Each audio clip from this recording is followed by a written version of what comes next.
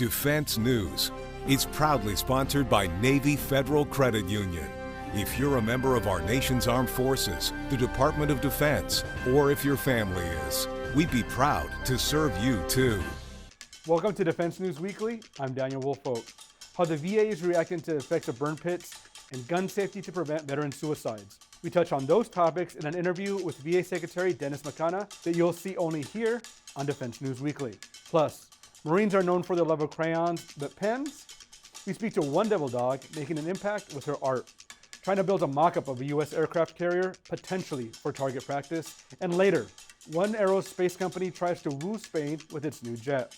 And later in the broadcast, highlights from our live CyberCon conference. There's a lot to cover, so let's get started. It's the latest news and analysis from the Pentagon to the platoon here on Defense News Weekly.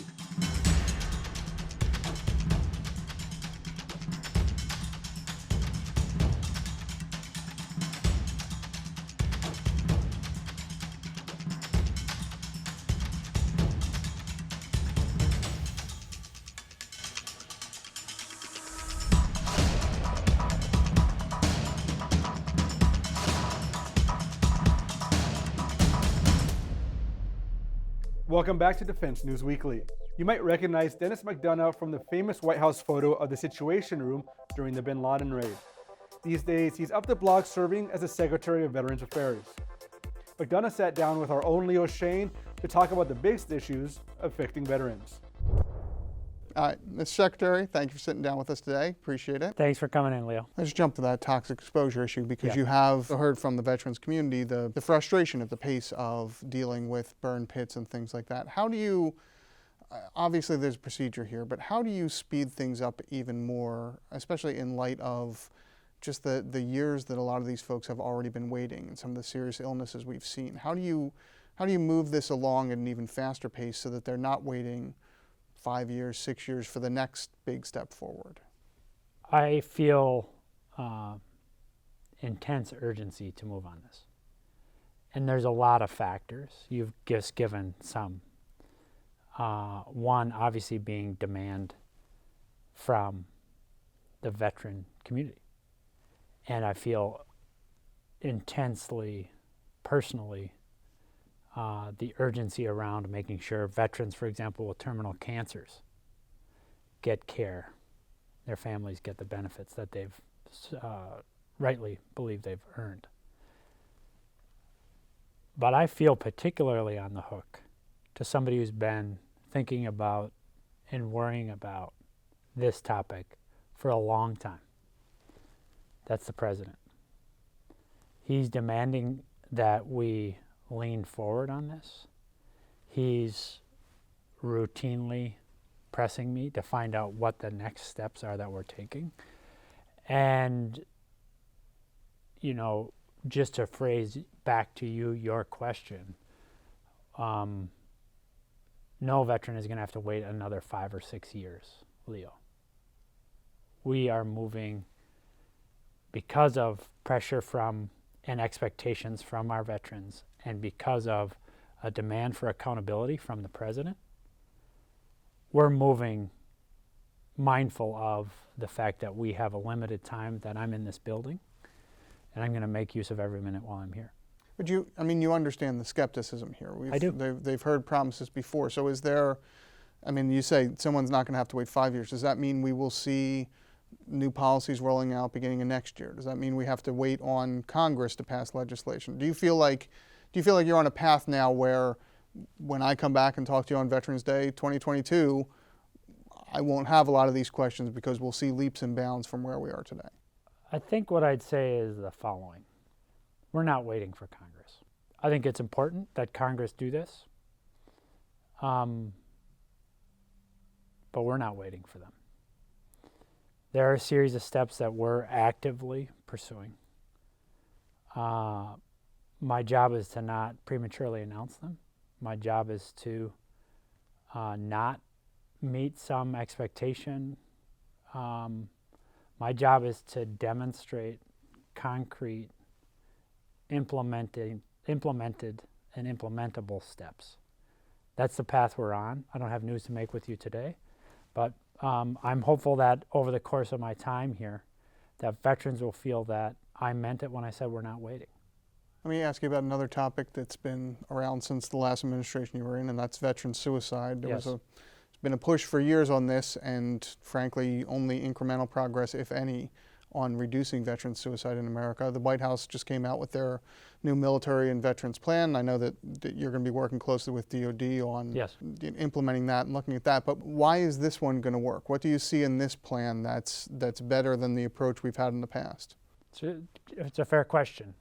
And the strategies that we're implementing now, including the strategy announced by the White House yesterday, and I was thrilled to be able to do it, make the announcement with Secretary Austin, who takes this issue intensely seriously and intensely personally. What we've learned is that suicide is preventable. We've also learned that it requires a public health approach, meaning we have to address a whole range of health determinants to ensure that we reduce and eventually eliminate veteran suicide. But we also know that it takes, and this is the third point that we've learned, everybody doing their part. And by everybody, I mean everybody, right? VA and our practitioners, yes, but our community as well. Congress has given us new authorities under this, the Hannon Act for us to partner with new actors in local communities, communities that know their veterans best.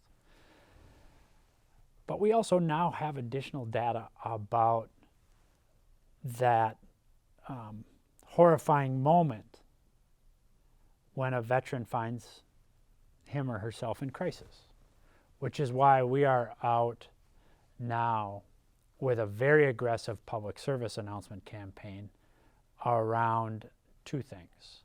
First is don't wait for something to become a crisis. We're urging veterans and veterans' families to be in touch with us at VA and with other professionals to think through steps that you'll need in a crisis. So we're saying don't wait, reach out. The next thing we're doing is we're saying because suicide attempts with a firearm in up to 95% of attempts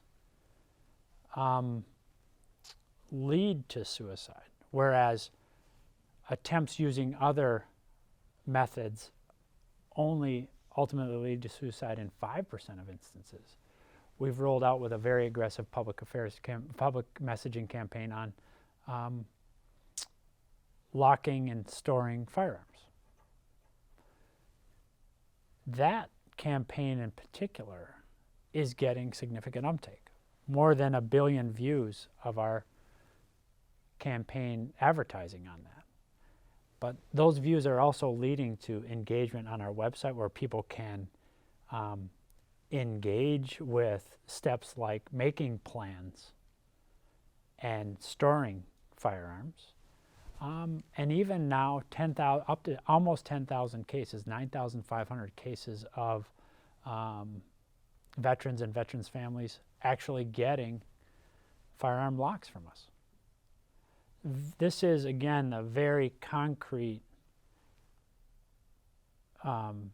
fact-based and experience-informed policymaking and policy implementation that will lead to successful reduction of veteran suicide. Do you worry at all about the politics of the gun issue and the gun control issue? I don't. So that's somebody else's issue to worry about. I don't worry about politics in this job, Leo. I've got one job here, it's to fight like hell for the veterans, full stop. There'll be politics and different things along the way, but that's somebody else's job. Mr. Secretary, thank you so much for the time. Leo, thanks for having me. Thanks, Leo. Satellite images show that China built mock-ups of a U.S. Navy aircraft carrier and destroyer deep in its northwestern desert. This is of concern to the United States as China has upgraded its massive military and as tensions have risen over the South China Sea. That's in addition to Taiwan and military supremacy in the Indo-Pacific. The The images were captured by Colorado-based Maxar Technologies on Sunday and show at least one U.S. aircraft carrier and a destroyer sitting on a railway track. The independent U.S. Naval Institute said on its website that the mock-ups of U.S. ships were part of a new target range developed by the People's Liberation Army. More than 67 homes of U.S. forces stationed near Naval Air Station Sigonella in Italy were flooded by a historic Mediterranean hurricane that hit Sicily late last month. 23 inches of rain fell on October 24th, and the Navy says that's a year's worth of rain in just 48 hours. The event affected more than 90 residents who had to be transported to emergency housing. And some of those houses took in more than 2 feet of water. And that wraps up our military headlines. Up next, see how a Marine veteran is making an impact with her art.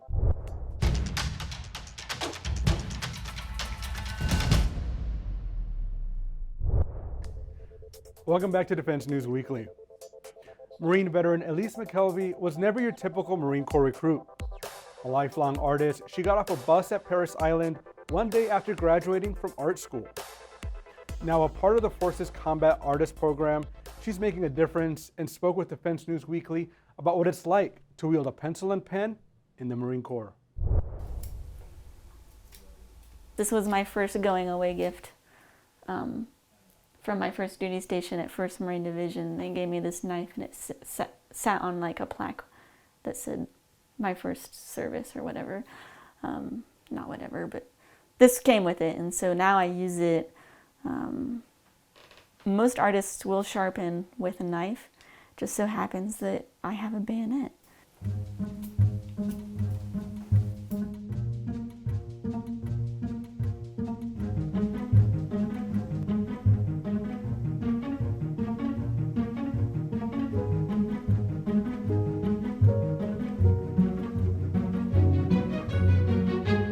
I remember my mom and my grandpa would give us white sheets of paper and we would start drawing, and then that's how we would color. It was very rarely we would get like coloring books. We would have to draw it ourselves and then color it in.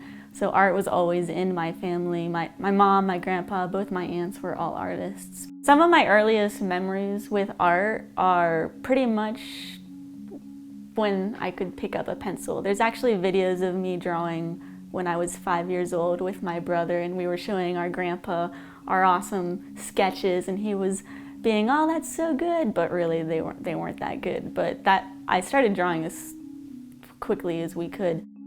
I was born in the rural country of Baltimore, Ohio, about an hour from Columbus. Very much farm country. We raised llamas at one point. It was a simple upbringing. I did not grow up in a military family, though my dad did serve a few years in the Army. I was also very, very shy. I did not speak a lot growing up, and surrounding myself with all these activities kind of helped me get through high school in my younger years because I didn't like the attention. And for some reason in my mind, putting on a uniform or doing something like art that kind of distracted people from me and more on like the art I was making helped me. I always saw myself as graduating art school and becoming a concept artist for movies.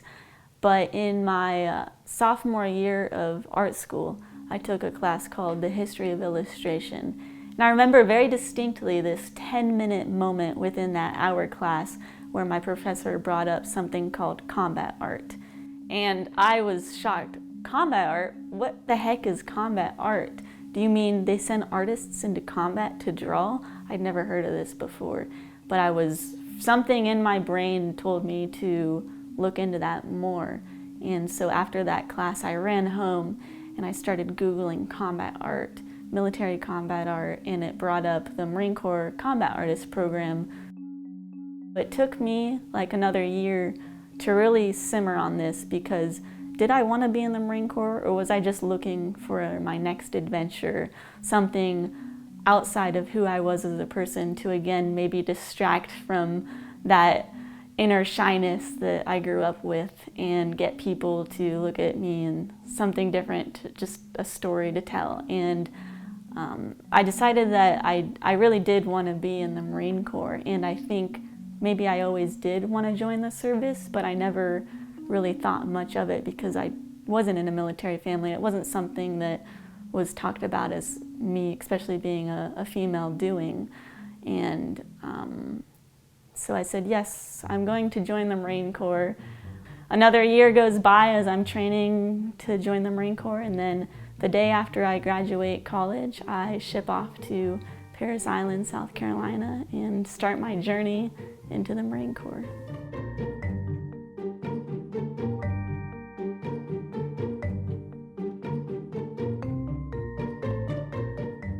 I talked to the Marines in charge of our schooling at DINFOS, which is the MOS schooling that you go to, and showed them my portfolio, and they switched my billet to graphics Marine. In 2016, I got word from the director, Charlie Groh, who was in charge of the Combat Artist program, that, hey, the program's back and we want you to be a part of it and start making art for the Combat Art collection.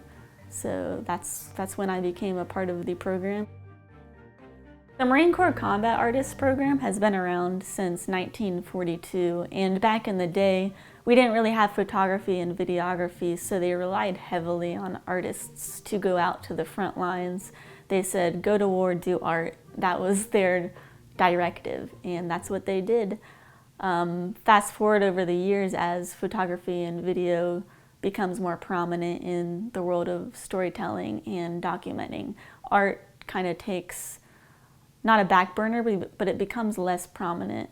The Marine Corps is very heavy on tradition, and they, I assume, didn't want to see this program go away. And people who have seen the artwork firsthand also don't want to see the program go away.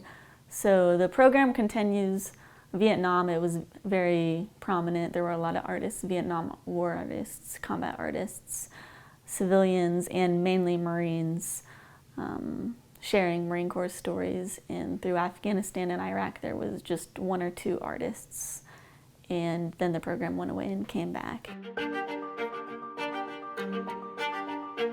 I've had a pencil in my hand since I could pick up a pencil. And why is it? What is it about drawing that makes me want to keep doing it? I don't know. It's just part of my DNA, and I can't really ever see a version of myself not creating artwork.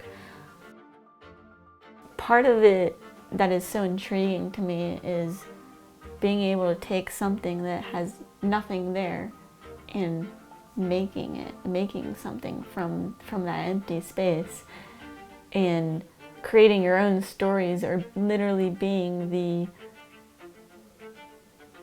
director, producer, creative vision of whatever it is that you're making, and having full control on how you want to see it. But what's even more cool about that is people interpret your artwork in 1,000 different ways. And I might have had one reason for drawing this, but somebody else can look at this and see themselves in any part of this drawing and connect with it in a different way, and it takes on a whole new life form of itself. So that's just really cool. Well, that sure is an interesting path for a Marine. And now for some industry news. The Spanish Air Force will replace its half-century-old fighter trainer jets with data-centric aircraft by 2030. There are no contracts written yet, but Airbus isn't wasting any time. The company's Spanish subsidiary presented its advanced fighter jet trainer at the FINDEF conference in Madrid just this month. And if selected, the AFJT will replace the Northrop F-5M and the CASA C-101 jet aircraft. Those prepare pilots to fly the EF-18A Hornet and the Eurofighter Typhoon. The proposed jet would also train pilots for the F-35 and the Future Combat Air Systems 6th generation fighter jet. A Mexican delegation attended the discussion, and the company has also highlighted France and Finland as potential customers. The United States Air Force awarded Lockheed Martin a nearly $11 billion contract to modernize its F-22 Raptor fighter jet. The contract will cover up to a decade's worth of sustainment and modernization of the 5th generation fighter. Lockheed will provide the upgrades, enhancements, and fixes to the Raptor, as well as logistics services. The Pentagon expects the work to be finished by the fall of 2031, and the contract will be carried out at Fort Worth, Texas. And that's it in industry news. When we return, we get tips from the personal finance expert Jeanette Mack on how to avoid unnecessary spending during the holidays.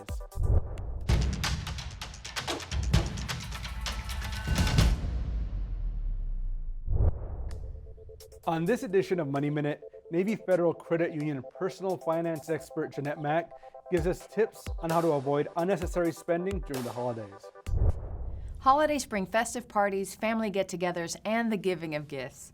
All wonderful, except it can also bring unnecessary spending and stress. According to CapitalCounselor.com, in 2020, Americans reportedly spent about $1,000 on holiday-related shopping. This year, with fewer COVID restrictions, it could be more. Gift giving is a major cause of overspending during the holidays. So what are a few ways we can limit the unnecessary spending? Set a budget. Not setting a budget leads many holiday shoppers to overspend and max out credit cards on purchases. Decide what you want to spend, make a list, and stick to that budget. Always remember to shop smarter. A great way to avoid overspending is by planning for the next year. Saving cash each month will make funds available for your holiday budget. Purchasing gifts throughout the year, especially during post-holiday sales, will set you up for next year's holiday success. Thanks, Jeanette. We'll see you next week.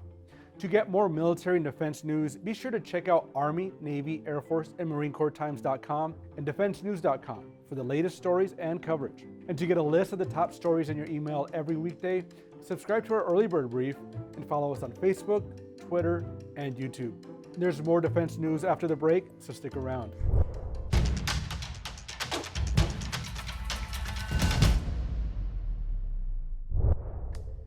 Our sister publication, C4SRNet, held CyberCon this week, which focuses on cybersecurity. Here's a highlight from that show.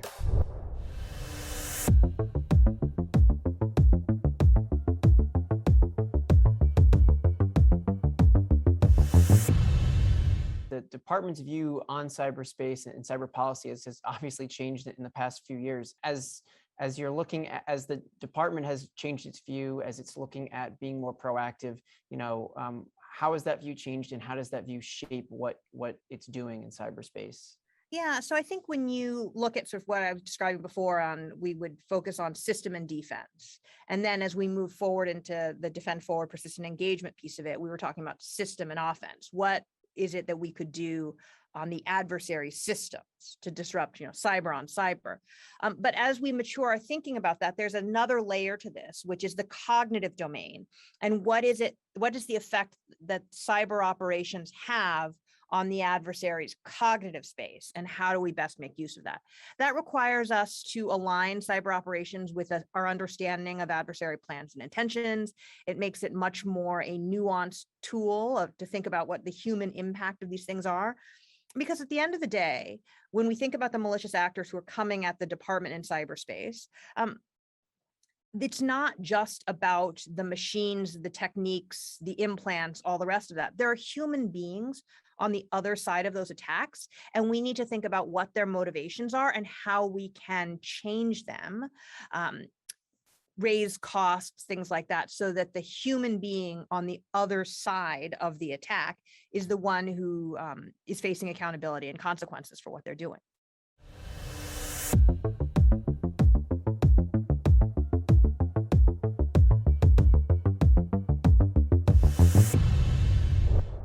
And that's all the time we have for this week. Please visit us on militarytimes.com and defensenews.com for more coverage. Thanks for joining us, and we'll see you next week.